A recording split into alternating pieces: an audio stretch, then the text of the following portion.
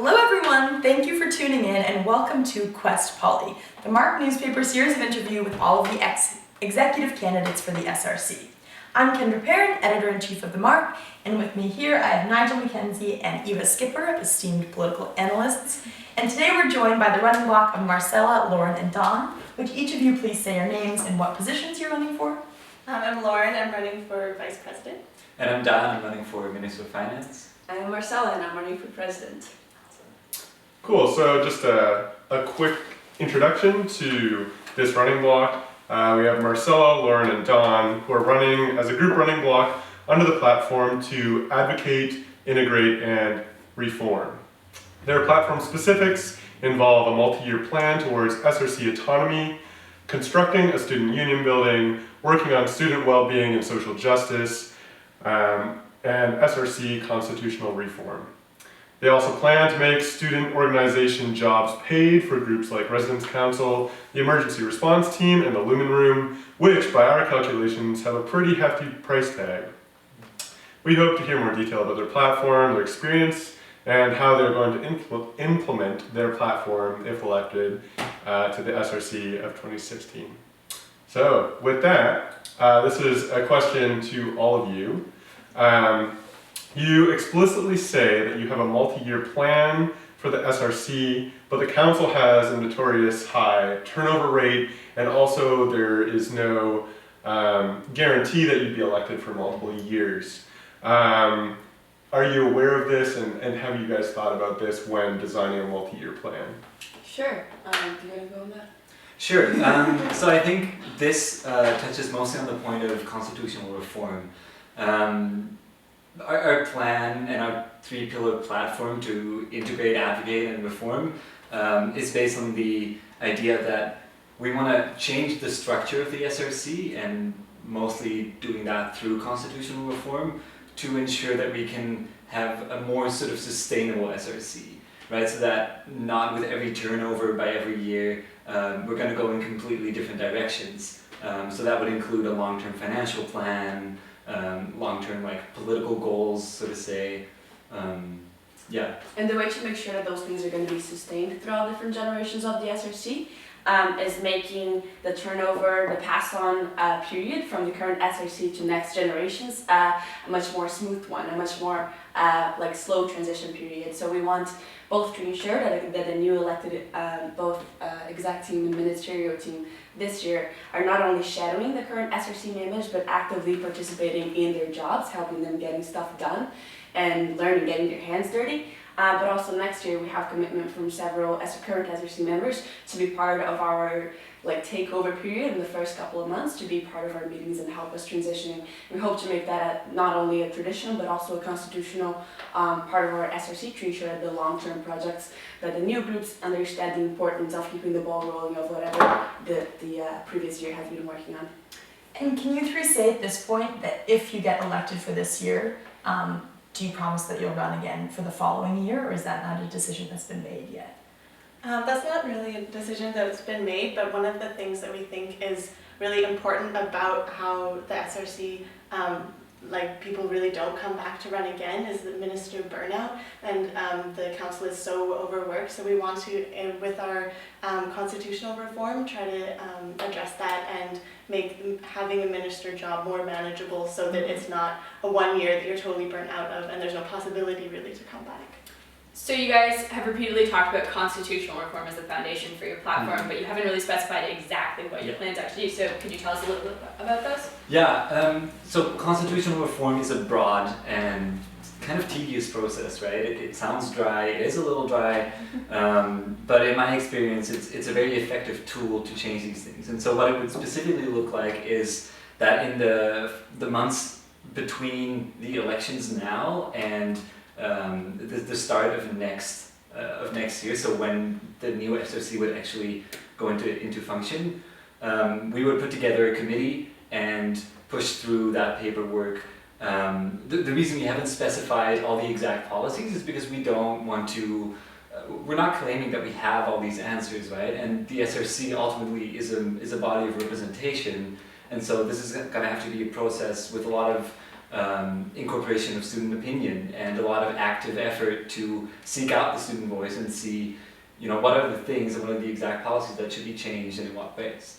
In fact, the constitutional reform not only addresses the current issues that we think that the SRC has internally, but also our long-term plan towards autonomy. We believe that the constitution that we currently have is not solid nor specific enough for us to become an autonomous institution. We want to get legal advice from someone that has enough knowledge in the field to inform us how to form a good enough constitution that would protect the SRC members and make it a solid enough body that could eventually become autonomous. I'm curious about, with this constitutional reform, what the SRC is in the practice of doing is just passing bylaws, because I believe it has to be it's a 60% quorum requirement to actually make constitutional reforms. 40%, but yeah. 40%? Okay, and when Graham Fisher tried to do it a couple years ago, there was a turnout that wasn't anywhere close to that. So what do you plan to do with the existing constitution, and would this constitutional reform basically be a new constitution that would somehow replace the old one, or just a series of sweeping bylaws? Do you want me to speak to that? Yeah. So the idea is, like you said, currently the Constitution is more amendments and bylaws than it is the original articles, right? And it's a mess, right? And that is partially due to a 40% quorum. And last year for the executive elections, only 25% of the student body voted. Yeah. At least that's the figure we got from the elections committee. So you can already see that is right. That is obviously. It's almost impossible to change it. And so the idea would be to compose an entirely new constitution with a lot of student voice so that it's already sort of prepared to be voted on once in a referendum and that it can pass from there. And it would just be a yes or no to this new constitution? Yeah. Mm-hmm. Okay. And understanding that in such a new school, a 3-4 year difference from when a constitution was written and to, in relation to what the student body actually needs makes a huge amount of difference. So we want to make sure that people not only know that this is a central aspect of our platform, but that if we are elected, we're going to need a lot of support from the student group to approve it as soon as the new school year starts, so we can get going from there. Right. Mm-hmm. Which is why we want to involve them in the writing process as well. Awesome.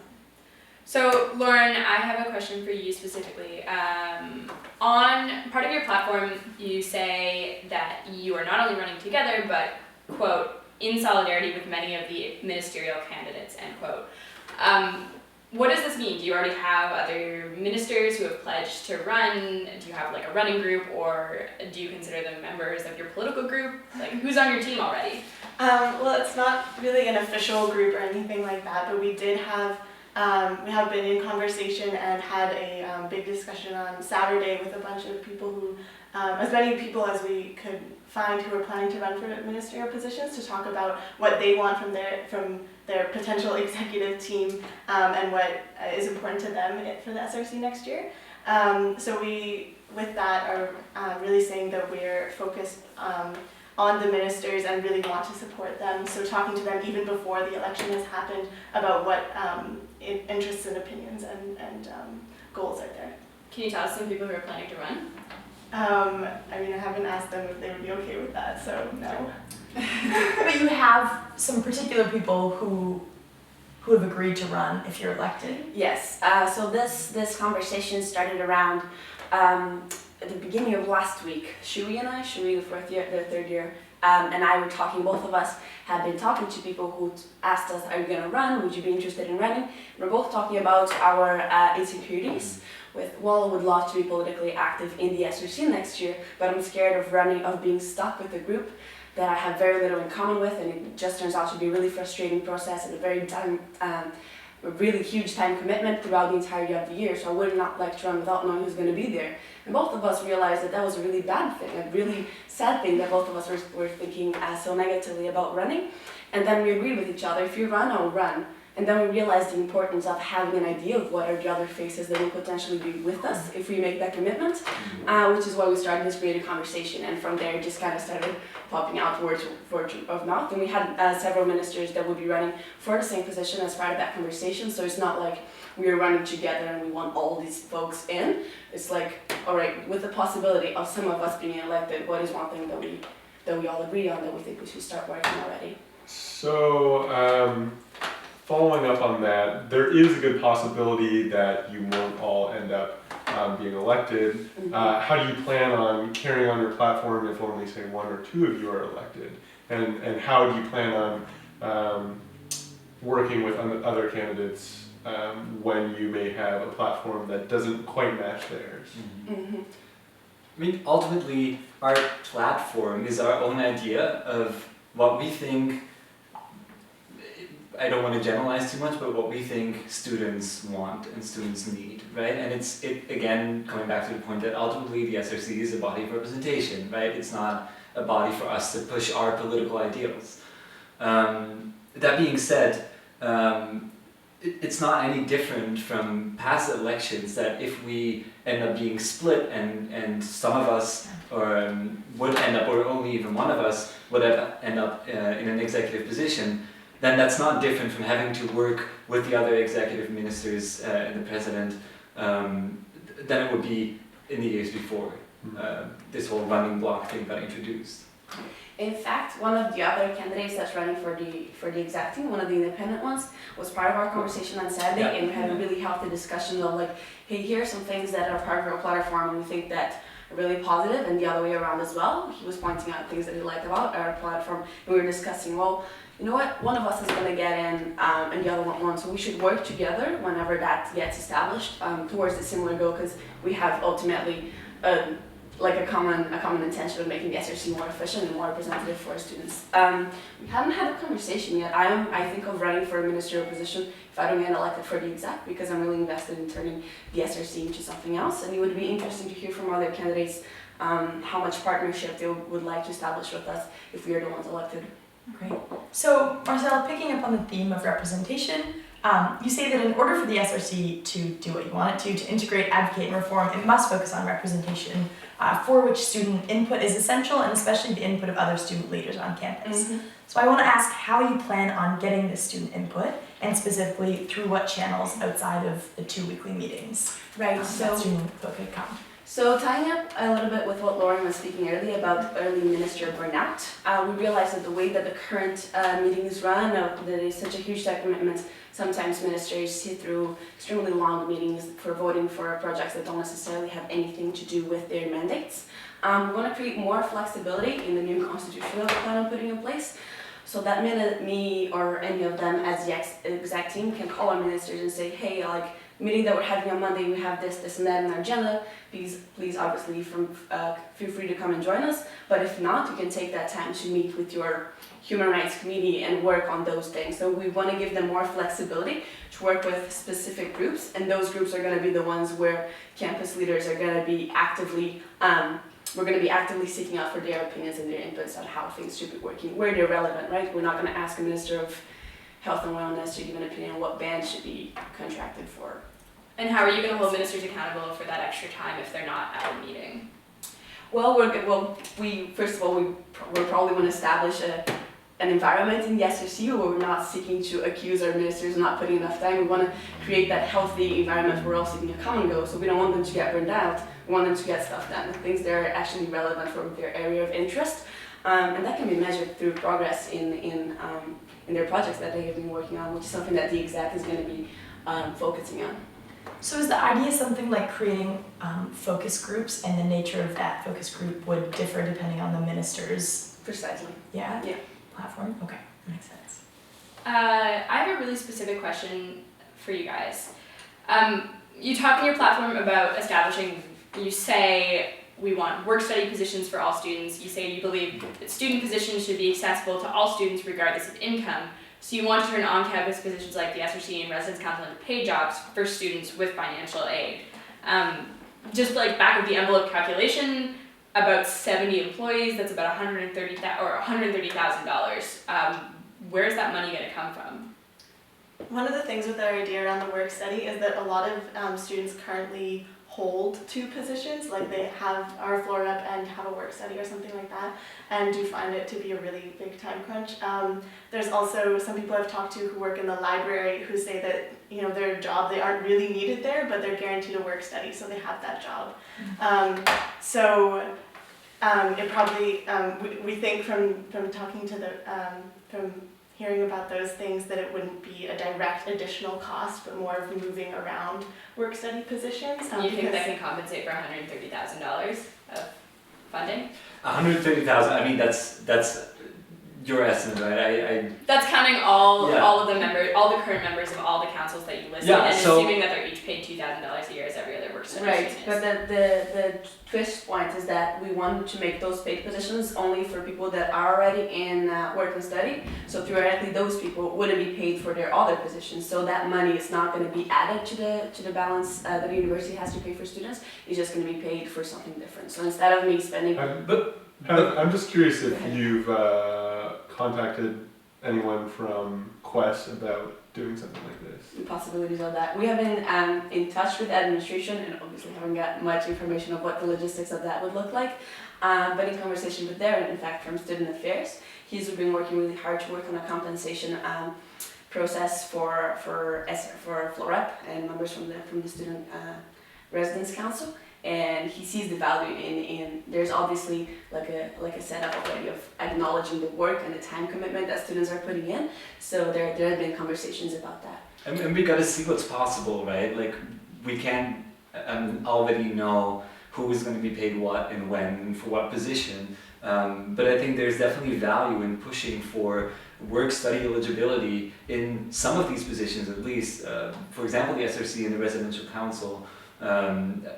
The other bodies that you mentioned were more related to collaboration with the SRC rather than making those paid positions. But whatever that is, it's pushing for allowing people to engage in student politics without meaning that they can therefore sustain themselves without a paid position on campus, right? So that it's not only accessible to those who can afford not to have a job. I think we're in full agreement of that. It's just Yeah. where would that money come from and whether you address those logistics. Maybe I'm just misunderstanding the system, but what about people who, like, many people aren't eligible for work study? Mm-hmm. Yeah. Will they just not be paid if they're in those positions? There's something that this is something that we're still working our heads around because our main concern with that came from people particularly approaching Lauren and telling her about their concerns with sustaining a political position on campus and not being able to have a part-time job in Squamish, for example. So that's how we thought about addressing it, but then we came across the injustice of having some people compensated and other folks not. So we've been working around the idea of differentiating between work-study position and a compensated position depending on what your financial needs are and whether or not you're in financial aid by university, but we haven't come up with what exactly that's going to look like and how different other figures going to be for each person. And you think that you can accomplish that in a year? I mean, we can talk about it with the entire student body and get their input on what the constitution, the new constitution that we want to establish, how it should address that disparity. Cool. Okay, so leading off this kind of financial discussion, specifically for you, Dan, as Minister of Finance, a lot of your platform relies on kind of a radical departure from current SRC finances and the current SRC finance systems. You're looking at dealing with SRC autonomy as some kind of separate entity, so you're going to have a whole new finance system for that. This whole system with paying paying students for compensating them for their positions. What skill set do you think, or where do you have any experience that would give you those specific skills to deal with these very important new financial systems that we're going to have to create? So I've this is in my little biography on the website, which I'm sure you've read. You seem very researched. I've worked with sort of fund management, mostly in sort of art scene. So there was one independent music festival that happened about 4 or 5 years ago, and similarly like this interdisciplinary arts and culture show. I've already researched it to a fair extent. I've been in touch with like Minister of Finance who are like sort of the more well-regarded. Like who? I don't want to put them on the spot. It's up to them if they would like to be public about this and in talking to me. Regardless of that, there are things like the harmonized sales tax in BC, right? It's a tax we all pay for consumption of goods. And because of the type of institution we are, we can get a tax return on that. On a projected budget of $140,000, that's about 15 grand. We've gotten that back in the past, but there's no continuity across all the years, like we've talked about before, right? Because of the turnover. Annual reports are either too lengthy or not well communicated, so these things are not always captured. And then that means that over multiple years, we lose sometimes as much as 15 grand, right? So there's all these specific things that I've seen how they work in other contexts that I can research here in BC and here at Quest in these specific contexts to see, to see how they can pan out in these contexts. Awesome. So we're going to wrap it up with that, but thank you all so much for tuning in, and thank you so much to Marcella, Lauren, and Don for joining us today. Thank you. And remember that no matter who you vote for, just go out and vote on Friday, February 26th. Thank you very much. Thanks, you guys.